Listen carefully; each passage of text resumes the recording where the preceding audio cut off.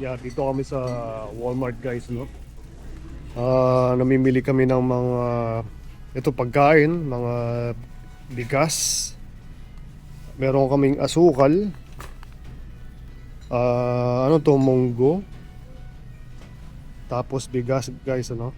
Kasi kailangan mag-stock tayo ng marami pagkain ngayon, mga dilata, no? Dahil tataas ang ano, ang presyo. Within balita ko within 60 days. Ikaw mahal sa card para makapag ano. Ito. Kuha tayo nitong turnips. So, masarap Sige lang oh. Yung mga stock natin pwede makain na may matagalan. So ito guys, naghahanap kami ng mga dilata, yung mga sa bote na ganyan na pwedeng ano, yung pamatagalan, yung expiration niya hanggang like 2028, no? Kailangan natin mag-stock ng mga pagkain kasi balita ko within 60 days probably less magtataasan talaga ng sobrang gas sa mga pagkain natin. So kailangan natin guys, nagtaas na nga, no? Sabi ni Mrs. And then magtataasan pa yan yung mga dilata katulad ng mga corned beef. Okay din siya kung ano ba yung pwede natin mabili. Meron pa dun eh. Mas maganda. So ito guys, nakakita kami ng ano, no, dilata na ang tawag dito is corned beef guys, oh. Magkano isa siya, mahal? So it's 324 ang isa, di ba? Ang isang lata niya is 324 guys. So at saka expiration niya 2030 pa. 2030. So 2030 pa ang expiration niya. Tama-tama pang stock to, no? Maganda yung may maganda tayo dahil mura. So, siyempre kung makakapag-stock up na kayo ng mga pagkain guys sa Philippines o US o Canada o kahit saan, no? Talagang kailangan mag-stock na tayo, panigurado. Kasi habang tumatagal yung war sa Iran, patas ang presyo ngayon. So, kailangan mag-impact tayo ng mga pagkain. Mga dilata lalo, mga kanin, mga bigas. So, Okay na 10 nito. Kasi, 10 nito, kasi lagi mo lang. Ay, sorry. Hindi ko kaya. So, kumuha din si Mrs. nitong magkano isa mahal? Chunk light tuna guys, ano?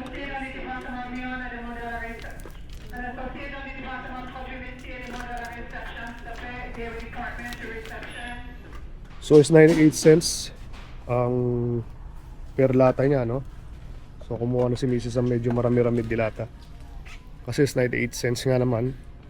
And expiration niya, 2028. so 2028 ang expiration niya guys. So Okay pa yun. 2 years pa, no? So matagal-tagal pa siya na katulad ng mga ganito guys, no? Kailangan bumili niya sa Costco kasi na Mas mura sa Costco. Okay. So sabi niya, yung iba sa Costco namin bibilin, no? Para eto sa ay salmon mahal, kukuha na ako 674. 74 kukuha ako nito.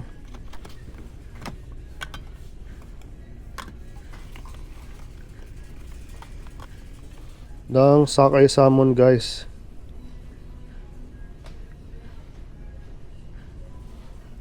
Yung problema, nahanap ko yung expiration niya. Nakikita mo ba expiration nito, mahal?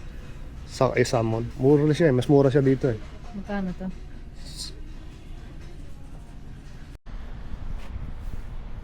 So guys, ito yung mga napamili namin, no? Sa ngayong araw na to. 250 lahat yan. Bali, $250 lahat ang napamili namin dito sa Walmart, ano? So, iba pa yun sa pagpunta tayo sa ano? Sa Costco, no? One of these days. Not today. Okay. Not today, yeah. Okay, bye guys. We'll see you. Thanks for watching. Good morning guys. Dito tayo sa Asian store. Kasama natin si Madam. Tingnan natin guys yung mga presyo ng ano, bilihin ngayon, ano, kung tumaas ba yan, mahal yung presyo niyan, kamatis. Ayos lang. Depende, no? Depende. So medyo mura dito talaga sa mahal yan. But usually magkano dapat to? 199 a pound. Ngayon 258. So medyo tumaas yung presyo, no? Yung presyo ng kamatis. So, mamimili tayo guys ng konting pagkain sa Binawil. So, ito singkamas guys, oh. Sarap nito pag may bagoong, no? Alam mo yan? May bagoong tapos or asin. Di ba yung Nagili chili ka ba? garlic na ano ko? Tanga? Hindi naman. Hindi naman daw. Nakala ko lang. Hindi nga. Ito, ano to, mahal, no? Anong tawag dito? Taro. Wow, kakaiba to, guys, ano? Masarap yung taro, ano? Lalagyan mo ng sago. So, sa Asian store, lahat ng produkto na fruits and vegetables, makikita mo, no? Tsaka tofu, marami rito, guys. Ano, kung mahilig ka sa tofu, marami rito. Tsaka gatas. So, yun ang maganda, maraming produkto, no? Kahit yung produkto na galing sa atin sa Pilipinas, meron sila, guys. Yeah. Yun ang gusto ko rito sa Asian store. Tsaka ito mo, may mga Swiss roll sila na cake, no? Kung may coffee ka, tea, that will do. Okay siya, no? So, bala ko rin bumili siyempre ng karne natin pang bulalo. Dahil yung wala na akong karne, no? Nag-Costco kami na nakaraan, di ba? Naubos na yung karne bilhin namin dun. So. Ha? Pwede to, July 5. Pwede yan? Ito, So yun nga, no, naghanap-hanap kami ng mga sale na, no, meron kasing sale. Tsaka yung karne, right, mahal? Namin yung mga karne, bibili tayong karne. Titingin tayo, sis.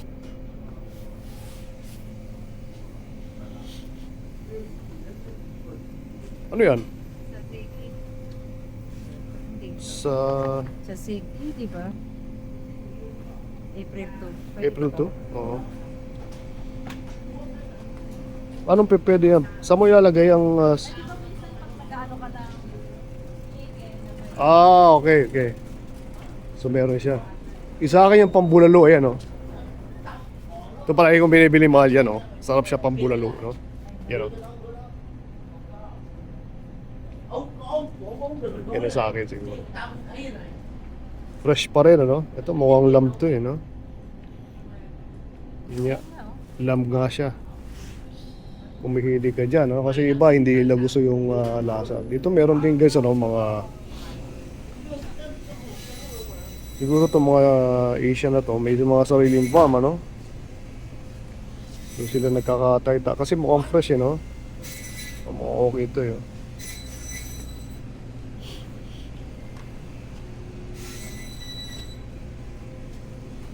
Marami pa rin silang karne na...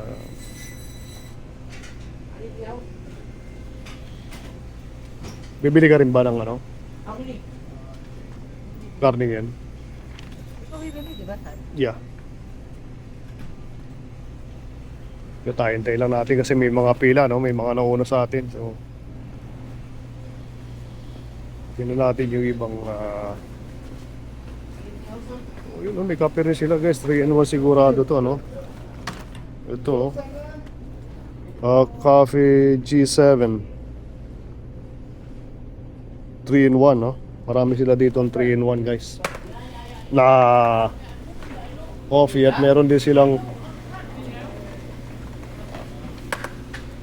dito, no? Bilihan ng isda, guys, no? Sa loob. Ayan, no? Mga taho, kung may ka sa taho, guys, meron sila, oh. Diba? Ayan, oh. Marami klaseng isda, meron sila.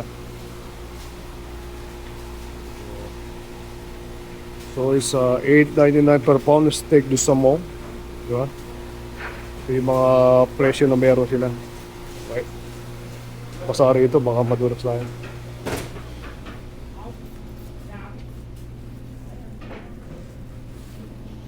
At meron din dito may bulo ng salmon, guys, no? Masarap to kung pang soup, no? Pwede kang gumawa ng soup. Okay siya.